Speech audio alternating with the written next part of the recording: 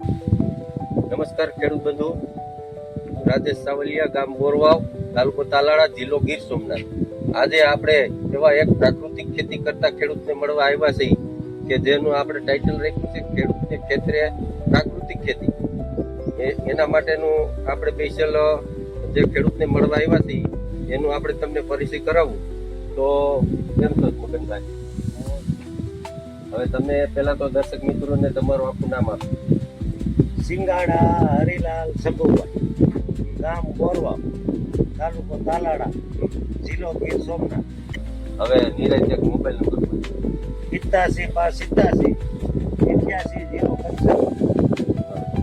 હવે તમે આપણા દર્શક મિત્રોને અને જે ખેડૂતો રસ ધરાવે છે એવા પ્રાકૃતિક ખેતી કરતા ખેડૂતો માટે આપણે આખો વિડીયો બનાવી રહ્યા છીએ. તો થોડુંક મોટું મન રાખજો. યુટ્યુબની અંદર જે જોવાવાળો વર્ગ છે એ સબસ્ક્રાઈબ કરજો અને શેર કરજો, અને ફેસબુકમાં કોઈ હોય તો ફોલો કરજો. એટલું મોટું મન રાખી અને હું આપજો. હવે પછી આપણે આગળ વિડીયોની અંદર ટોટલી માહિતી આપવાના છીએ કે ભાઈ ટેકનોલોજી, કોઠાહૂજ અને ખેડૂત, આ ત્રણેયનો ત્રિવેણી સંગમ છે એ તમને આજે બતાવવાના છીએ. તો મગનભાઈ, તમે દર્શક મિત્રોને બતાવો કે ભાઈ આની અંદર તમે શું રાખ્યું છે? આની અંદર છે તો ગૌમૂત્ર છે, કેરબા ગૌમૂત્ર ને કેરબા છે. પછી આપણે સાટવામાં સ્ટીકર બધા વાપરે છે. એની બદલીમાં અમે હરીઠાનો પાણી હરીઠાને આમાં પલાળી હરીઠાનું બનાવીએ છીએ સ્ટીકર. બતાવ્યું હરીઠા જોરિયા એટલે ટૂંકમાં હરીઠાનું સ્ટીકર બનાવીએ. કુદરતી રીતે જે આપણે ગૌમૂત્ર ને ચોટાડવા માટેનું આ અરીઠાનું પાણી બનાવેલું છે. હા, બરોબર છે. હાલો, હવે ટેકનોલોજીની જો વાત કરીએ તો મગનભાઈ આખો પ્લાન્ટ અહીંયા એવું ઉભો કરેલો છે.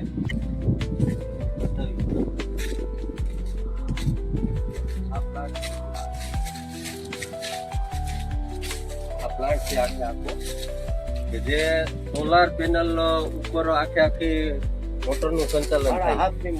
7.5 મોટર હાલે છે ને? બરોબર. એટલે આ કેટલા વાગ્યાથી કેટલા વાગ્યા સુધી હાલે? સવારે 8 વાગ્યાથી ચાલુ થાય. હા, ટૂંકમાં આખો દી આપણને લાભ મળે. બરોબર. હવે કોઠાની વાત કરીએ તો આ બાજુ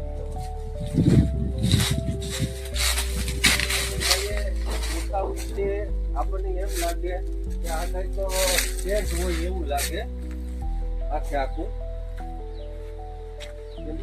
આમાં મગનભાઈ કોઠાઉજનો ઉપયોગ કરેલો છે. આ ટેન્ટ જરીક બતાવજો. આ બધું કે બહારથી તમે જોવો તો ટેન્ટ લાગે, પણ ખરેખર આમાં 0 બજેટમાં, એટલે કોઈ પણ જાતના ખર્ચા વગર આખી આની અંદર પશુઓ માટેનો ચારો ભરેલો છે. આમાં આખું પશુઓ માટેનો ચારો ભરેલો છે. આમાં શું ભરેલું છે મગનભાઈ? સૈણાનો ખાર છે, માંડવીનો પાલો છે, બે મિક્સ કરીને ઢોરને નાખીએ છીએ. બરોબર. આ શું છે? આ ઈ કોરું કરવાનું ખાર છે. ઢોરને નીચે કોરું કરવાનું. ટૂંકમાં કોઈ પણ જાતનું વેસ્ટેજ ન જાય એટલા માટે એનું ઓલું છે. બરોબર. પછી આ છે મુરગીની સરાઈ. બરોબર. એમાં ડાયકોડરમાં બેક્ટેરિયા ભેળવેલા છે. હા, બરોબર. અત્યારે વાળની અંદર આ ડાયકોડરમાં બેક્ટેરિયા ભેળવેલું નાખીએ છીએ. રાસાયણ કોઈ દી કાંઈ નાખ્યું જ નથી 40 વર્ષથી. બરોબર. એટલે ટૂંકમાં ફૂગ માટેનું જે આપણે ટ્રાયકોડરમાં આવે છે ફૂગનાશક, જેને આપણે જીવતી ફૂગ કહેવામાં આવે, એ મગનભાઈ આની અંદર ભેળવેલી છે અને શેરડીના પાકની અંદર આનો ઉપયોગ કરે એમ છે. હવે આગળ જે તે આપણે પશુપાલન વિભાગ છે એમાં તમને બતાવવાનો પ્રયત્ન કરશું. પશુપાલન વિભાગ નીણ બધી કટિંગ કરીને ખવડાવી. ટૂંકમાં આવી રીતે અને કેવી રીતે કટિંગ કરવું છે ને? મશીન વિભાગ મશીનથી. હા, મશીનથી બધું કટિંગ કરેલું છે, જેથી કરીને પશુને સાવવામાં અને પચાવવામાં સરળતા રહે. અને આ કોઠાઉજથી આ મહત્વનો મુદ્દો એ છે, આ ગમેણ બનાવેલી છે કે જે આપણે પ્લાસ્ટિકના બેરલ આવે અને નીચે પણ અહીંયા જરીક બતાવજો. આ નીચે હોલ કરેલા છે જેથી કરીને કોઈ ઝીણી માટી ધૂળ એવું બધું અહીંથી નીચે વયું જાય એટલા માટેનું આ હોહરવું બધાએ આખા પ્લાન્ટમાં બેરલની ગમાણ બનાવેલી છે. અહીંથી નીકળ્યા અને ડાયકોડરમાં બેક્ટેરિયા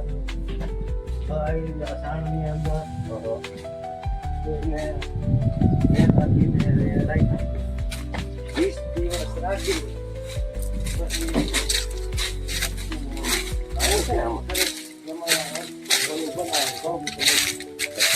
બીજું ક્યાં છે?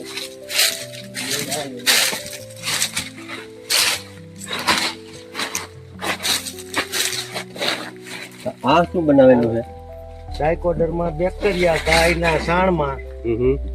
અને શેણાનો લોટ બરોબર. અને એમાં બધા માટે આને પ્રગતિ આપમાં મોટી સંખ્યા વધે જેમ હા હા હા 20 દિવસ રાખીને પછી આ મુરગીના ઓલાની અંદર ખાતરની અંદર આ મિક્સ કરીને વાળમાં નાખીએ ફૂગ કાંઈ આવે જ નહીં. બરોબર. ટૂંકમાં જમીનજન્ય ફૂગને અટકાવવા માટેની આ આખી પ્રોસેસ છે. પ્રોસેસ છે. અને આમાં ભેળવેલ તે આપણે ટ્રાયકોડર. ડાયકોડર આર્યા જઈ એના હા બરોબર. હમ.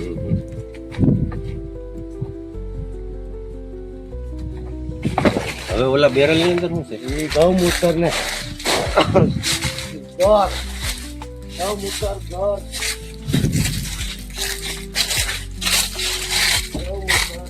ગોળ ને શેણાનો લોટ ને સાકવાનું બનાવવાનું એમાંથી બરોબર છે. આપીએ છીએ. હવે શેરડીનો પાક કેવી રીતે મગનભાઈ સિંગાણે વાવેલો છે એ પણ દર્શક મિત્રોને અને તમામ ખેડૂત મિત્રોને બતાવવાની કોશિશ કરશું.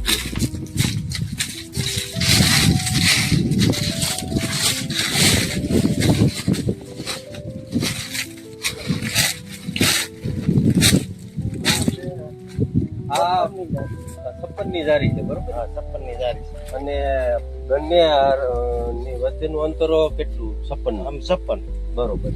ટૂંકમાં આપણે જે અહીંયા સિસ્ટમિક રીતે 28 ની જારીએ વાવેતર કરતા હતા એની બદલીએ એક ગાર ઓછી એટલે 56 નું વાવેતર કરેલું છે. અને આ જાત કઈ છે? 265 265 નંબરની આ શેરડીનું વાવેતર કરેલ છે.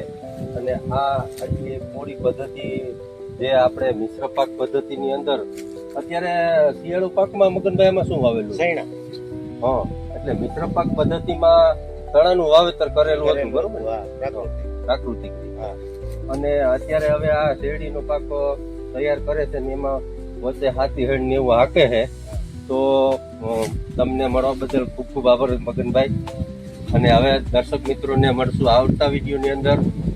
તો લાઈક કરજો, સબસ્ક્રાઈબ કરજો અને ફેસબુકની અંદર હોય તો મોટું રાખી અને ફોલો કરજો. જય જવાન, જય કિસાન, જય ગૌ માતા.